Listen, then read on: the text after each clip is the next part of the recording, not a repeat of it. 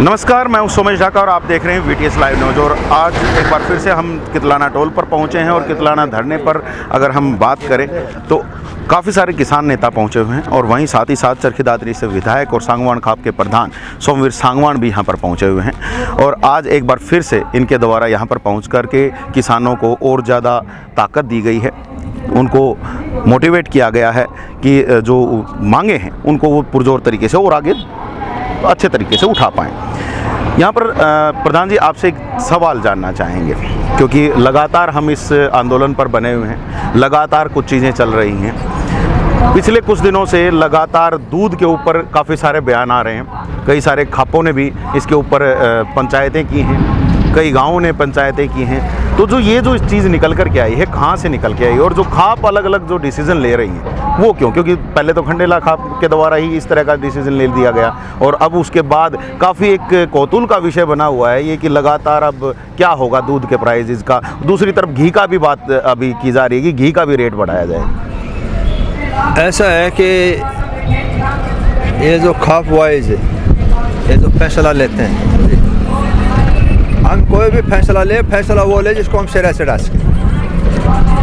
ये महंगाई के हिसाब से वैसे तो दूध 100 के 200 में जब भी सस्ता है, लेकिन एक समाज का जो ताना बाना है उसमें हमें देखना पड़ता है, गरीब आदमी बचता है। इस दूध को और घी को या इसी प्रकार के इस आंदोलन के अंदर बीच में नहीं लाना चाहिए, क्योंकि इसमें हर उपभोक्ता है, गरीब आदमी भी है, उसके हिसाब से उसका सदुपयोग हो। आंदोलन के हिसाब से चला जाए। जिस प्रकार जलसा जुलूस प्रदर्शन कर रहे हैं, लोकतंत्र का हिस्सा है, वो करना चाहिए। लेकिन मैं ये कहता हूँ कि ये दूध का और घी का इस आंदोलन के बीच में कोई मुद्दा बाका रेट का नहीं होना चाहिए। हाँ, ये होना चाहिए सरकार का जो पेट्रोल बढ़ा रही है, सरकार जो गैस के दाम बढ़ा रही है, इनका विरोध करना चाहिए। ये है जिससे गरीब आदमी डायरेक्ट इफेक्ट होता है। आज गैस सिलेंडर के 25 रुपये और बढ़ा दिए, 817 रुपये सिलेंडर हो गया, कहाँ 300 कहाँ 817। ये जो गरीब आदमी को सिलेंडर भी बांट दिया सरकार ने, फिर ये सिलेंडर है उसको भरवाएगा कौन? ये है ज़रूरी। जो पेट्रोल 100 रुपये क्रॉस कर गया, ये है ज़रूरी, ये नहीं होना चाहिए। जहाँ तक एक किसान जो दूध पैदा करता है वो अपनी ज़रूरत के मुताबिक पैदा करता है, अपने बच्चों को पालता है, दूसरों को भी देता है। लेकिन अगर हम वो कंडीशन लगा दें, न तो संभव है, न हो सकता। जी, यहाँ पे एक चीज़ पूछना चाहूँगा, कहीं जो सरकार के द्वारा ये कोई सोची समझी रणनीति तो दिखाई नहीं दे रही कि कहीं सोशल मीडिया पे इस तरह की चीज़ों को बढ़ावा दे दिया जाए और उसके बाद जो लोग हैं वो इसी चीज़ पर डाइवर्ट हो जाएं और जो तेल की, जैसे आपने बात की तेल की और रसोई गैस की जो कीमतें बढ़ रही हैं, उनसे ध्यान ही हट जाए। ऐसा कोई भी हो, चाहे सरकार हो, सरकार तो चाहे कि इस आंदोलन को ख़त्म करने का हर तरह अपना पूरी कोशिश करेगी। ये तो समाज के लोगों ने सोचना है, उनकी चाल को कामयाब ना होने देना, उनके मंसूबों को पूरा ना होने देना और अपने सिस्टम से इस आंदोलन को धारदार कैसे बनाए रखें, ये है ज़रूरी। और ये होगा जब हम सबका सहयोग करेंगे। इसमें एक बात आपने और देखी होगी, अगर हमारे किसान भाई 20-20, 30-30 किले ज़मीन फसल पकी पकाई बार है जी, मैं कहता हूँ कि इससे बड़ी और कोई मूर्खता हो ही नहीं सकती। किसान फसल को अपने बच्चे की तरह पालता है और कितने पीड़ादायक है हरी फसल को तबाह करना, बाढ़ना, वो किसी जीव के पेट में पड़ता। इससे अच्छा था तो उसको निकाल के सरकार को अपना देते, उसको ठाके कहीं गरीब को बांट देते। तो मैं समझता हूँ, मैं तो 100% गणितकारी और भर्त्सना करता हूँ। आपके गांव में भी एक किसान ने किया है। अगर मेरे गांव में बात जाओ, मेरे गांव का ऐसा कोई भी हो, किसान है, जो भी करे वो गलत करे, ये नहीं होना चाहिए। जो मेरी भाई कोई आवाज़ सुना तो आज से प्रेरणा ले लें, हमने हरी फसल को नहीं बांधा और सरकार को इस आंदोलन के माध्यम से मजबूर करना, अपनी बात को इस मंच पा के रखना, ये मेरी रिक्वेस्ट है। लगातार संयुक्त किसान मोर्चा कह रहा है कि हमने तो इस तरह का कोई बयान दिया ही नहीं, हमारी तरफ से कोई भी इस तरह का निर्देश दिया ही नहीं गया है। तो फिर ये आप क्या मानेंगे कि ये जो चीज़ें निकल के आ रही हैं, कहाँ से आ रही हैं? ऐसा है, 1942-43 में चौधरी छोटू राम जी ने कहा था, उस टाइम उन्होंने 11 रुपये क्विंटल के हिसाब से गेहूं का दान मूल्य करवाया था, तो उस टाइम अंग्रेज सरकार थी, वो दे रहे थे 5 रुपये क्विंटल। तो उन्होंने कहा था कि या तो आप इसको इस भाव में ले लो। चौधरी छोटू राम ने कहा था ना, तो हम सारी खड़ी फसल को आग लगा देंगे, सरकार को एक दाना नहीं देंगे। वो सिर्फ सरकार के दिमाग पर बोझ बनाने का, दबाव बनाने का तरीका था। ठीक है। और उन्होंने उसको मनवाया भी। 5 की बजाय 11 रुपये लिए, 10 लिए, 10 के बाद में 1 रुपये बोले मेरी जेब की घसाई और दो, 10 की घसाई और दो। 11 रुपये क्विंटल हिसाब से अंग्रेज सरकार को मजबूर करा और मजबूर होना पड़ा, और गेहूं का भाव 11 रुपये क्विंटल के हिसाब से किसान का खरीदा।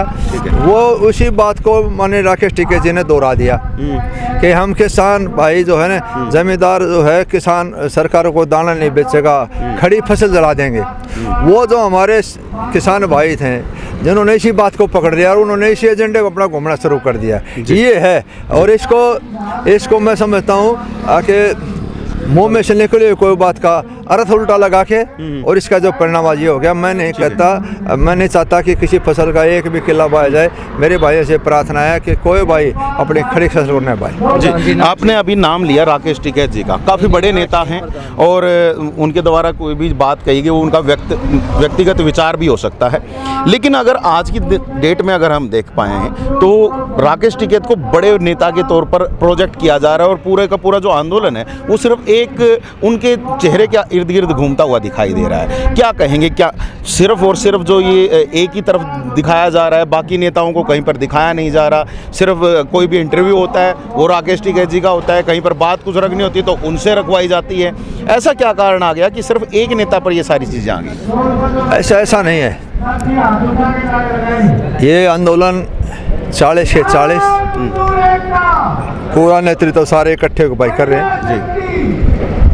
एक चेहरे की पहचान, कई बार हालात परिस्थिति बनती है, उनमें से भी परिस्थिति बनी। राकेश टिकैत जी का जो बयान था उसका कहने का मतलब ये नहीं था, ये तो सरकार के ऊपर दबाव बनाने वाली बात थी। ठीक है। लेकिन हमारे नौजवान जो किसान भाई हैं उन्होंने वो उल्टी दिमाग में इस बात की वो कर ली कि भाई फसल बर्बाद करने बानी है, और वो आवेश में आके सरकार जब चाहते है कि जब हम फसल बांधेंगे, लेकिन ये कोई माध्यम नहीं है, कोई तरीका नहीं है, ये तरीका गलत है।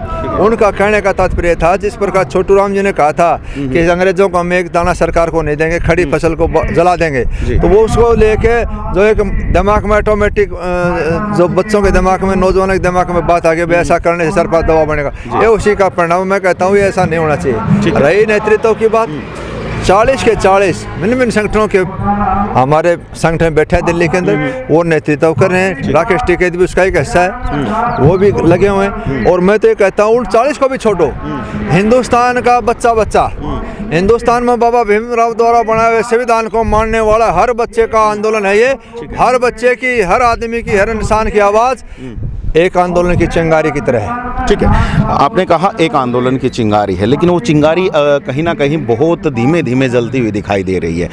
अगर बात करें, पहले 4 दिन के प्रोग्राम आए थे, उसके बाद दोबारा 4 दिन के 8 प्रोग्राम पीछे किए जा चुके हैं। 28 तारीख को जहाँ पर बात की गई थी कि दोबारा मीटिंग होगी और उसमें कुछ बड़े फैसले लिए जाएंगे, वो मीटिंग पोस्टपोन हो गई।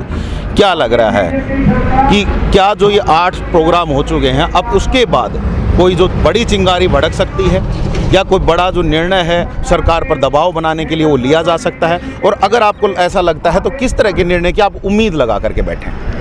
ऐसा है, आज मीटिंग है, कई कारण होते हैं, कई बार पोस्टपोन भी करना पड़ता है, कोई परिस्थिति बन जाती है, सारा जन आज मीटिंग होगी और उम्मीद है कि वो बढ़िया फैसला लेंगे। इससे बढ़िया नेतृत्व और क्या हो सकता है?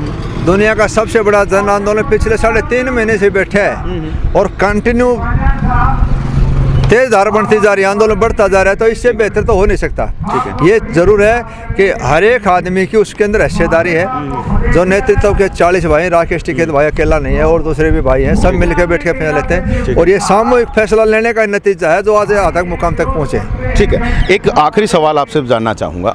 हमारे पास एक सवाल आया सोशल मीडिया के तरफ से कि जितने भी नेता इसमें सपोर्ट कर रहे हैं वो लोग किस किस धरने पर पूरे दिन बैठते हैं, ये ज़रा पता किया जाए। तो एक सवाल यही आपसे भी है, अगर आपसे बात करें तो पूरे दिन किस धरने पर बैठा जाता है और कहाँ कहाँ पर आप रेगुलरली पहुँच रहे हैं? ऐसा है, अगर आप कहीं कहीं जा रहे हैं, प्रधान भी है। जो नेतृत्व करने वाले हैं, जो समाज को मोटिवेट करने वाले हैं, जिनका दायित्व है, उनको एक साथ इकट्ठे बैठाना मैं नहीं समझता। हमारा सवाल वो नहीं है, मैं नहीं समझता उसका रिजल्ट आए।